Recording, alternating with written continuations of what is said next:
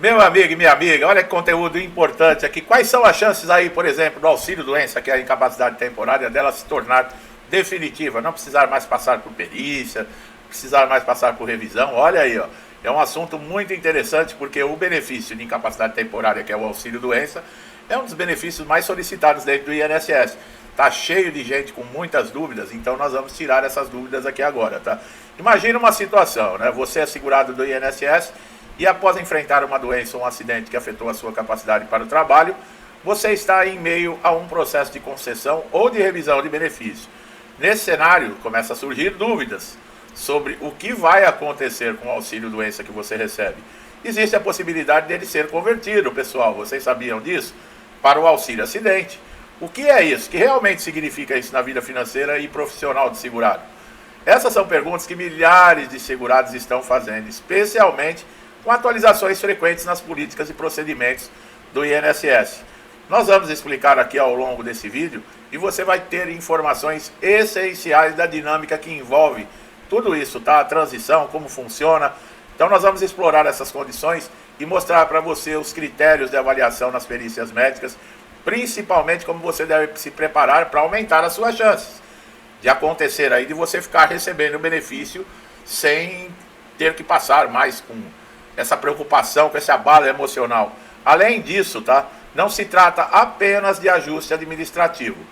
A conversão, por exemplo, do auxílio-doença para auxílio-acidente, ela pode representar um alívio significativo para quem vive com limitações permanentes, mas também pode trazer desafios e incertezas.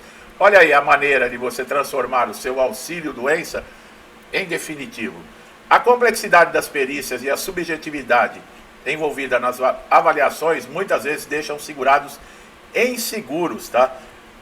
Por fim, apresentaremos estratégias aqui práticas para você estar preparado para enfrentar essas situações de forma confiante, tá? Com o conhecimento certo, você vai poder transformar um momento de incerteza em uma oportunidade para assegurar, né, a sua proteção financeira e o apoio. Você vai também notar que a transformação do auxílio-doença em auxílio-acidente durante as perícias do INSS é uma possibilidade que depende de critérios específicos por lei. Essa transição ela pode acontecer quando o perito constatar que a incapacidade do segurado não é mais total, mas que deixou uma sequela definitiva que reduziu a sua capacidade para o trabalho. O auxílio-acidente, nesse contexto, ele funciona como uma compensação financeira pela diminuição da aptidão laboral desse segurado. Olha aí, pessoal, você está recuperado, mas ficou com a sequela. Agora, essa sequela ela não impede muitas vezes nem de você retornar para a sua própria profissão, para a sua própria função que você exercia, mas diminuiu a sua capacidade. As chances dessa mudança ocorrer, principalmente em casos que os segurados apresentam limitações físicas ou funcionais permanentes após um tratamento de reabilitação, é grande. Essas limitações elas devem ser diretamente relacionadas ao acidente ou à doença que originou o afastamento. Por exemplo, um trabalhador que sofre uma lesão em um membro, ele pode ser considerado apto a trabalhar em outra função, mas ainda ter direito ao auxílio-acidente devido à redução da sua capacidade. Quer dizer, não é porque você ficou com uma sequela que vai te acompanhar definitivamente, que aí vão falar assim na reabilitação, não, a gente coloca ele numa outra função e está tudo certo, não precisa nem pagar o auxílio-acidente, não.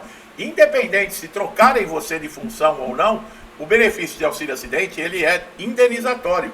Então, mesmo que você vai trabalhar, no caso, fazendo uma atividade completamente diferente da que você fazia, você continua tendo direito ao auxílio-acidente. Outro fator importante para a concessão do auxílio-acidente é a comprovação da relação causal entre a incapacidade parcial e o acidente de trabalho e a doença ocupacional. Quer dizer, tem que ter ligação. Tá? Você não pode surgir com um acidente falando que foi devido à sua profissão sem comprovação. Documentos como laudos, CAT, que é o comunicado de acidente de trabalho, relatórios detalhados do empregador são cruciais nesse processo. Tá? Sem essa comprovação, as chances de transição elas são muito reduzidas. E tem muitas empresas, pessoal, eu já expliquei em alguns vídeos, já tem algum tempo, que elas não emitem a CAT. Mandam o funcionário para o INSS sem a CAT. Por quê? Porque quando é um acidente de trabalho, a responsabilidade da empresa é grande perante a esse segurado. A empresa tem que arcar com custos, a empresa tem que arcar com vários direitos desse segurado garantidos em lei. E as empresas não querem isso. Então, para elas não é interessante. Então, você que sofreu um acidente de trabalho, quando for para o INSS, você tem que levar a CAT, que é o comunicado de acidente de trabalho. Essas perícias do INSS analisam cada caso de forma detalhada. A decisão depende do entendimento técnico do perito. Embora o parecer médico seja determinante, o segurado tem direito a contestar também a decisão por meio de recurso administrativo ou judicial, se discordar da avaliação realizada. O auxílio acidente ele tem um caráter indenizatório, diferentemente do auxílio acidente, do doença. Ele pode ser acumulado com o salário do segurado caso ele retorne ao trabalho. Quer dizer, você retorna ao trabalho e continua recebendo o benefício. É uma maneira de você transformar o auxílio doença em um benefício definitivo. Essa é uma vantagem que motiva muitos segurados a buscar o reconhecimento desse benefício, especialmente quando as sequelas impactam a progressão profissional ou a remuneração. No entanto, nem todos os casos de auxílio-doença, eles podem ser convertidos para auxílio-acidente. Se a perícia determinar que o segurado está completamente recuperado e apto a retornar ao trabalho sem restrições, o auxílio-doença ele é encerrado. Mesmo que você fale, mas eu estou com a sequela aqui. O perito, se ele falar, não, você está completamente recuperado, ele nega. E aí você vai ter que buscar ou recurso administrativo ou recurso judicial. Por outro lado, se a incapacidade total persistir, o auxílio-doença ele vai ser mantido e, em casos mais graves, transformado até em aposentadoria por invalidez. A chance de conversão também depende de atualização de dados e laudos médicos e a participação ativa do segurado nas perícias. Segurados que apresentam relatórios detalhados e consistentes sobre a condição de saúde, eles têm mais chance, tá, de sucesso na transição desses benefícios. Um ponto que chama muito a atenção é que o auxílio acidente ele só é concedido para trabalhadores que atuavam sobre regime de CLT, tá, pessoal? Ou em casos como segurados especiais. Autônomos, contribuintes individuais não têm direito ao benefício, o que limita a possibilidade para algumas categorias.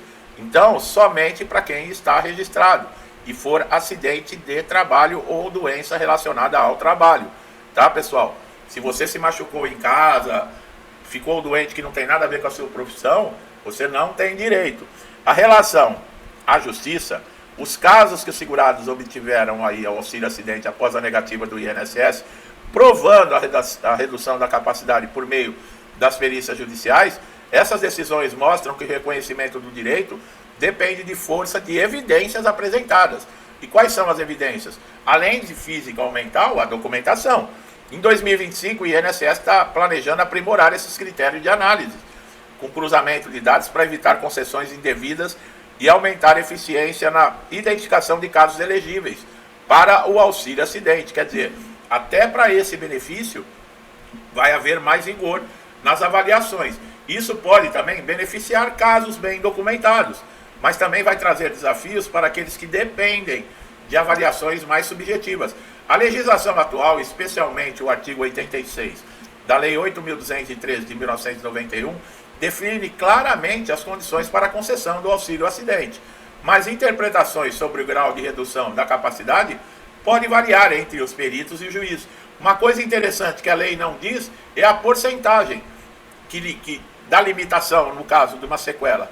A justiça não fala, é 10%, é 1%, é 90%, é 50%, depende muito da interpretação. E como nós falamos, o perito do INSS ele pode interpretar de uma maneira e o perito judicial e o juiz interpretar de outra. Essa subjetividade, ela reforça a importância de você buscar também orientação em casos mais complexos. Você ter um acompanhamento, no caso aí do advogado, de um médico especialista, de alguém que pode confirmar, sem dúvidas nenhuma, a sua condição, tá? Esses profissionais podem ajudar até com documentação, com relatórios técnicos.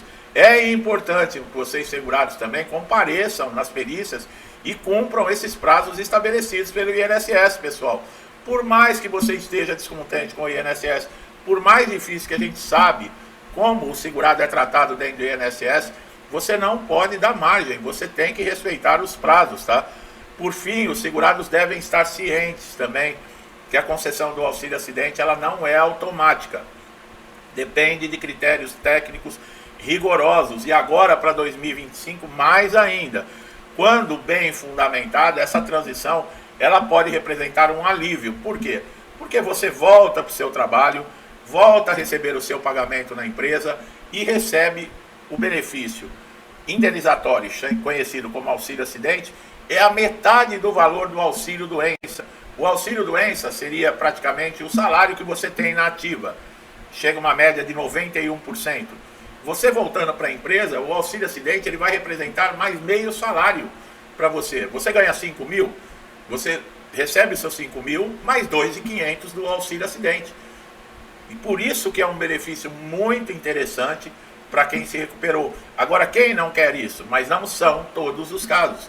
E outras, vocês viram, é necessário o nexo causal. Tem que estar relacionado com a sua atividade profissional. Tá? Você precisa estar empregado no regime de CLT. Contribuinte individual, autônomo, não tem direito. Tá bom, pessoal? Fique bem claro isso, porque muitas vezes as pessoas me perguntam.